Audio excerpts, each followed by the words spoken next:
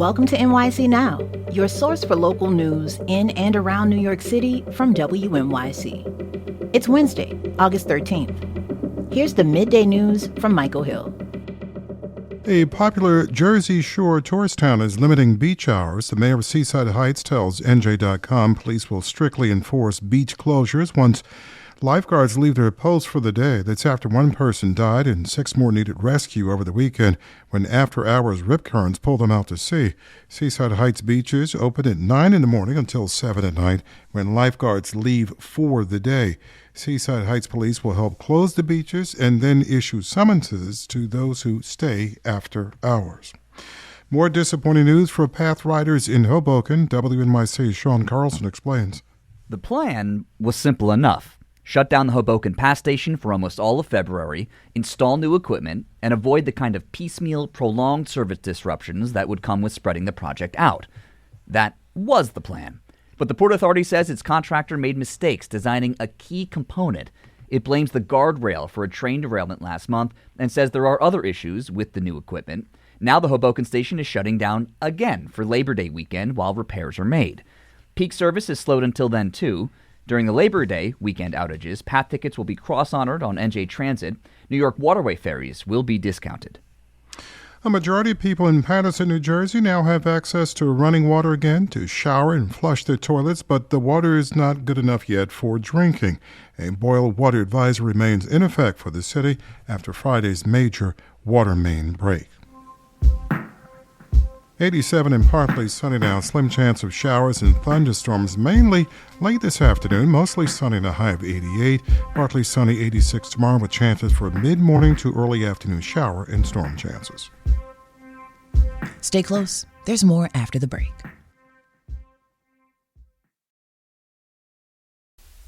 WNYC. Imagine this. You have a child with someone and your co-parent becomes violent toward you. You report the domestic violence, but the Administration for Children's Services winds up surveilling you as part of their investigation. WNYC Samantha Max has learned that this is exactly what has happened to some parents in New York City. Samantha joins us now to explain. And a warning to listeners, this story discusses domestic violence. Sam, tell us about the case that tipped you off to this phenomenon. Yeah, well, according to court records, in late 2023, a woman named Kian, she's at home with her then 14-month-old son. Her boyfriend at the time and the child's father did not live with them, but he comes over and she tells him she doesn't want to be in the relationship anymore. And then, according to court records, he responds with violence. He grabs her face, stomps on her, and strangles her until she loses consciousness. All of this is happening in front of their child. When police knock on the door, court papers say that the father takes a knife and threatens to kill Kian. So the city's Administration for Children's Services opens a case against the father. He's identified in court papers as Mr. R. I should note that we're not including Kian's last name at the request of her lawyer to protect her privacy. Court papers make clear that Kian was not accused of wrongdoing. She never lost custody of her child. She lived separately from the father and got a restraining order against him. But in spite of all of this, the Administration for Children's Services subjected her to supervision. At least 15 times, caseworkers visited her home. Sometimes these were announced visits, sometimes unannounced. And court papers say they inspected her son's body, looked through every room, even searched her refrigerator. And this went on for months until ACS agreed to stop. And that's not the only situation, as we said, like this. Is that right? Yeah, attorneys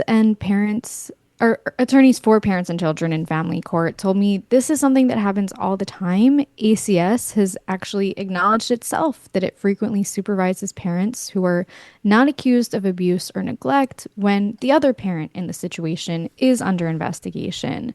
The agency says this could be necessary to ensure the child isn't in danger, particularly in domestic violence situations. I spoke with David Shalit-Klein. He's the executive director of the Family Justice Law Center, and he also represented Kian in this case. He told me Kian pursued this court action because she knew she wasn't the only person this was happening to, and she wanted to prevent more parents from going through the same thing. There is always this sword of Damocles which is hanging above them, which is that if they do not comply, if they do not cooperate, if they do not seem like they are doing whatever ACS wants them to do, that their children can be taken from them at any given moment. And this particular ruling builds on a similar one early this year in New York City's other appellate division, so it now applies citywide to all family courts. Charlotte Klein says this pair of rulings will spare thousands of parents and children from unnecessary surveillance. Is it legal for the ACS to do this? Well, according to the appellate court, no. During oral arguments in Kian's case earlier this year, an attorney representing ACS, Alan Racinis, he was laying out different scenarios where he said supervision might be helpful to protect a child, like if the father violates the protective order and barges into the home. But the judges were really skeptical of the city's arguments. Here's Associate Justice Tanya R. Kennedy questioning the ACS attorney. So I don't want an if. I'd like to know what the mother did or did not do that warranted, such intrusive actions by ACS. I mean, I would quibble with the idea that it was intrusive, Your Honor, but I think that the searching the child, that's not intrusive? Your Honor, No, that's not intrusive. To ensure that the child is not harmed.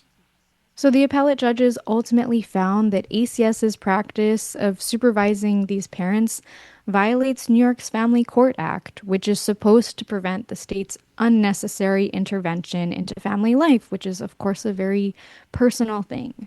The judges also noted in their ruling that there's a disproportionate impact on Black and Latino families, which make up a huge portion of ACS cases. And the judges said that the agency should not surveil parents who still have custody of their kids and have not been accused of wrongdoing. They also argued that ACS has failed to explain how its practice was making kids and their parents safer. What did the ACS say in response to your reporting, Samantha? A spokesperson for ACS told me the agency doesn't want parents to be monitored beyond what's necessary and has been reducing its use of supervision over the years, but they say they're also reviewing their legal options because they still want to have the options that they need to protect children, particularly after a violent incident. Sam, I know there are some people who are listening to this, and I know what they're thinking. Well, if you're a good parent and you've done nothing and you have nothing to hide, why would you be worried about ACS keeping tabs on you? Well, court papers say that Kian was cooperative with ACS, but in court papers, she also described this supervision as humiliating, intrusive, traumatizing. She says it brought her back to a dark place she associated with her abuse. And the ruling explains that this type of surveillance can really mimic the type of coercive control that domestic violence victims experience when they're abused. Kian's lawyer told me monitoring domestic violence survivors might disincentivize them from getting help. And then lawyers I spoke with who represent kids told me this can also be really traumatizing for children who have already gone through such a difficult experience. Strip searches in particular are traumatizing, but it's also just unsettling to have a stranger come into your home, question you, and question your parent. So ACS will be able to open an investigation if they have concerns about a parent's ability to keep their child safe.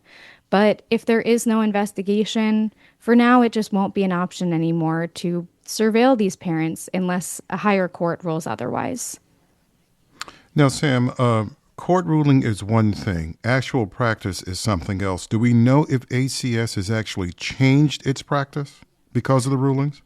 Yeah, my understanding is that since the earlier ruling in the other appellate division happened several months ago, the lawyers I've been speaking to have told me that they have noticed a difference, that ACS has been following this ruling, that Obviously family court, there are very ingrained practices that can be difficult to change, but that they are starting to see this change. And now that we have this second ruling, so it now applies to the whole city, the expectation from lawyers is that there really will be a shift. WNYC Samantha Mack. You can read more of Samantha's reporting on this difficult topic at our news site, Gotham. Sam, terrific job. Thank you. Thanks, Michael. Thanks for listening. This is NYC Now from WNYC. Be sure to catch us every weekday, 3 times a day, for your top news headlines and occasional deep dives. And subscribe wherever you get your podcasts. See you this evening.